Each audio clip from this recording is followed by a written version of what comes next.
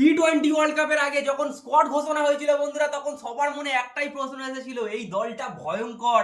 কিন্তু আসলে ঠিক কতটা ভয়ঙ্কর সেটা আমরা নিউজিল্যান্ড সিরিজে বুঝে গেছি। শেষ ম্যাচে ভারত নিউজিল্যান্ডকে 46 রানে হারিয়েছে। সেটা বড় কথা নয়, সব রকম এক্সপেরিমেন্ট করেও ভারত এই সিরিজ 4-1 জিতে নিয়েছে। আর একটু হলে ক্লিন সুইপ মেরে দিত। আর শেষ ম্যাচে তো একদম কামাল করে দিয়েছে, 271 রান করে ম্যাচ জিতে গেছে। আমি আগেও বলেছি, এখনো বলছি, ভারতের এই টিমটা একদমই আইপিএল এর এসআরএইচ টিমের মতো তৈরি হয়ে গেছে। শুধু একটাই ডিফারেন্স বন্ধুরা, এসআরএইচ এর বোলিং লাইন আপটা অতটা ভালো নয়, কিন্তু ইন্ডিয়ার বোলিং লাইন আপটাও ব্যাটিং এর মতোই দুর্ধর্ষ।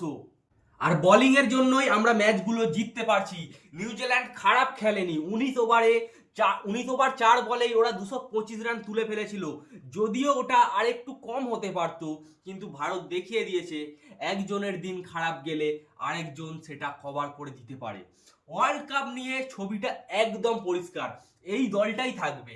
শুধু একটা বদল, সঞ্জু স্যামসন বাইরে চলে যাবে, তিলক বর্মা চলে আসবে আবার ভিতরে। আর আমার মনে হয় আজকে যে প্রথম একাদশটা খেলেছে সেটাই ওয়ার্ল্ড কাপে যে কোনো বড় টিমের বিরুদ্ধে খেলতে নামবে। এখন প্রশ্ন হচ্ছে, আপনি কাকে বেশি ভয় পাবেন, ঈশান কিষানকে না অভিষেক শর্মাকে? তিলকের ওপর ভরসা করবেন না সূর্যকুমার যাদবের ওপর ভরসা করবেন? মাঝের ওভারে হার্দিক পান্ডিয়াকে ভয় পাবেন না রিঙ্কু সিংকে? আর শিবম দুবের কথা তো বাদ দেন, ওর মারের থেকে তো কেউ বাঁচতেই পারবে না। এরপর আছে অক্ষর প্যাটেল, বোলিংয়েও আছে বুমরা, হার্দিকের মতো অলরাউন্ডার এখন পুরো পৃথিবীতে নেই। ভারতের ওয়ার্ল্ড কাপ জেতার জন্য এটা একদম ঐতিহাসিক সুযোগ বন্ধুরা। টস আর ভাগ্য যদি একটু সাপোর্ট করে তাহলে ভারত খুব সহজেই ওয়ার্ল্ড কাপ জিততে পারে। এখনকার বিশ্ব ক্রিকেটে ভারতের কাছাকাছি কোনো দল নেই, এটাই আমাদের টিম ইন্ডিয়ার জন্য সব থেকে বড় কমপ্লিমেন্ট। এই দলটা প্রতি দ্বিতীয় দিনেই 200 থেকে 250 রান করে দিচ্ছে। আর 200 থেকে 250 রান শুধু কোনো ভাগ্যে করছে না, 200-250 রান কেন, 300 রান পর্যন্ত করার ক্ষমতা রাখে টিম ইন্ডিয়া। 2-3টা উইকেট পড়লেও ম্যাচ স্লো হয়ে যাচ্ছে না, ম্যাচ থেকে টিম ইন্ডিয়া বেরিয়ে যাচ্ছে না। কেউ ধীরে খেলতেই যেন জানে না। আমাদের দলে যারা যার স্ট্রাইক রেট সব থেকে কম সেটাও 150 থেকে 175। আর ঈশান কিষানের কথা কি বলবো বন্ধুরা, 4 ম্যাচে 215 রান করে ফেলেছে ছেলেটা, স্ট্রাইক রেট 213। কি প্লেয়ার ভাই, সিরিজে 16টা ছক্কা মেরেছে। আজকের ম্যাচে 36 বলে 40 রান প্রথমে করেছিল, তারপরে 27 বলে 85 রান করে দিয়েছে। কিভাবে মারছে বোঝাই যায় না, 6-এর পর 6, 4-এর পর 4। আর ছক্কা তো 16খানা 6 মেরেছে, একেবারে ধুয়ে দিয়েছে। ঈশান শুধু এখন একটা প্লেয়ার নয়, এখন আগুন হয়ে গেছে। Buchi Babu tournament, Duleep trophy tournament, Ranji, Vijay Hazare, Syed Mustaq Ali trophy, সব জায়গায় রান করে এসেছে। এখন 260 থেকে 270 রান আমাদের কাছে নর্মাল হয়ে গেছে। আজ 271 হলেও আমি তো খুব অবাক হইনি বন্ধুরা, 300 হলেও হতে পারতো। এটা ভারতের টি-20-র সবচেয়ে সর্বোচ্চ স্কোর, শুধু নিউজিল্যান্ডের বিরুদ্ধে। তো কোনো টিম এর আগে এত রান করতেই পারে না। অস্ট্রেলিয়া একবার করেছিল, সেই কবে 245 ছিল হয়তো একটা রেকর্ড। কিন্তু নিউজিল্যান্ড ভালো ব্যাটিং করেছে। ফিন অ্যালেন খেলতে খেলতে একসময় মনে হচ্ছিল না যে ম্যাচটা ঘুরিয়ে দিতে পারে? আর একজন যদি ফিন অ্যালেনের মতো এমন একজন খেলতো তাহলে ম্যাচটা হয়তো একটু আগুপিছু হতে পারতো। কিন্তু এত বড় স্কোর যে ছিল আমাদের, 2-3টে উইকেট পড়লেই খেলা বদলে যায়। এই ম্যাচে ম্যান অফ দ্য ম্যাচ হতে পারতো দুজন, ঈশান কিষান আর অক্ষর প্যাটেল। ঈশানের কিপিং একটু খারাপ ছিল, কিন্তু সেটা ভাবার বিষয় নয়। এখন আমাদের কাছে টি-20 ওয়ার্ল্ড কাপ অবধি কিছুদিন সময় আছে, প্র্যাকটিসের পরে তার কিপিংটা একটু সুধরে যাবে। কিন্তু অক্ষর প্যাটেল ছিল অসাধারণ যখন বুমরা মার খাচ্ছিল। হ্যাঁ বন্ধুরা, বুমরা মার খাচ্ছিল। আর্শদীপের 2 ওভারে 40 রান বেরিয়ে গেছে, বরুণ মার খাচ্ছিল, ঠিক তখন অক্ষর এসে ম্যাচ ঘুরিয়ে দিয়েছে। ফিন অ্যালেনকে আউট করলো, তারপরে গ্লেন ফিলিপসকেও তুলে নিল, সেখানেই ম্যাচ শেষ করে দিল বন্ধুরা। আর্শদীপ শুরুতে মার খেলেও দারুণ কামব্যাক করেছে, 5-5টা উইকেট নিয়েছে, টি-20তে রেকর্ড গড়ে ফেলেছে।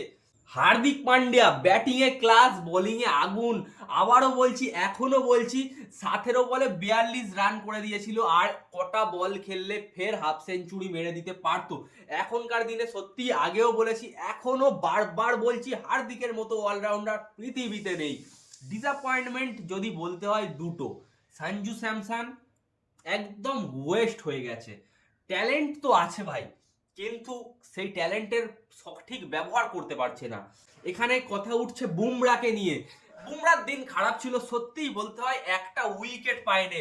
যে বুমরা মাঠে নামলে ব্যাটসম্যানরা দেখে কাঁপতে শুরু করে তাকে, সেই ব্যাটসম্যানরা আজ তাকে ধুয়ে দিল। সত্যিই খারাপ লেগেছে বুমরাকে দেখে, কিন্তু আমরা জানি বুমরা আবারও কামব্যাক করে নেবে। কিন্তু এদিকে ঈশান কিষান হক দিয়ে সুযোগ কেড়ে নিয়েছে। সঞ্জু কিন্তু এখানে নিজেই দায়ী। সূর্যকুমার যাদবকে ভুলে গেলে চলবে না। আজও 30 বলে 63 রান। সূর্যকুমার যাদব শুধু এই ছোট ছোট ইনিংসগুলো খেলে নেই, সাথে সাথেই সূর্যকুমার যাদব আমাদের এই নিউজিল্যান্ডের বিরুদ্ধে খেলে প্লেয়ার অফ দ্য সিরিজ হয়েছে বন্ধুরা। ঈশান এত মারছিল যে সূর্যর ইনিংস আমাদের চোখে পড়েনি, কিন্তু এটাই প্রমাণ করে আমাদের ব্যাটিংয়ে কতটা ডেপথ, আমরা ব্যাটিংয়ে কতটা ভয়ঙ্কর। এই সিরিজে সূর্যকুমার যাদবও 242 রান করেছে, কোহলির রেকর্ড ভেঙে দিয়েছে, ক্যাপ্টেন হিসেবে টি-20-তে রেকর্ড গড়ে দিয়েছে। সব মিলিয়ে বন্ধুরা ভারতের প্রস্তুতি 10-এ 10। একটাই ডিসঅ্যাপয়েন্টমেন্ট, সঞ্জু স্যামসন, বাকি সব কিচ্ছু দুর্দান্ত। সঞ্জু স্যামসনকে বাদ দিয়ে তিলক বার্মাকে ঢোকালে আমাদের এই যে টিমটা কতটা বিস্ট লেভেলের হবে কেউ ভাবতেই পারবে না বন্ধুরা। এই প্লেইং 11টাই বড় দলের বিরুদ্ধে খেলবে, আর ছোট দলের বিরুদ্ধে হয়তো এক দুটো চেঞ্জেস হতে পারে। কাউকে ভালো কোনো কেউ ফর্মে থাকলে তাকে হয়তো বসিয়ে, কখনো ঈশান কিষানকে বসিয়ে দিতে পারে, কখনো রিঙ্কু সিংকে বসিয়ে অন্য কোনো প্লেয়ারকে অ্যাড করতে পারে। কিন্তু বন্ধুরা বড় ম্যাচে এটাই আমাদের পারফেক্ট টিম হবে, আর আমার বিশ্বাস, দৃঢ় বিশ্বাস, এই দলটা ওয়ার্ল্ড কাপ তুলবে যদি কোনো অঘটন না ঘটে। বন্ধুরা ভিডিওটি এত দূর দেখে থাকলে আর ভিডিওটি ভালো লেগে থাকলে ভিডিওটিকে লাইক করে দাও, আর চ্যানেলটিতে নতুন হলে চ্যানেলটি সাবস্ক্রাইব করে নাও এমন ক্রিকেট আপডেটস পাওয়ার জন্য। ধন্যবাদ।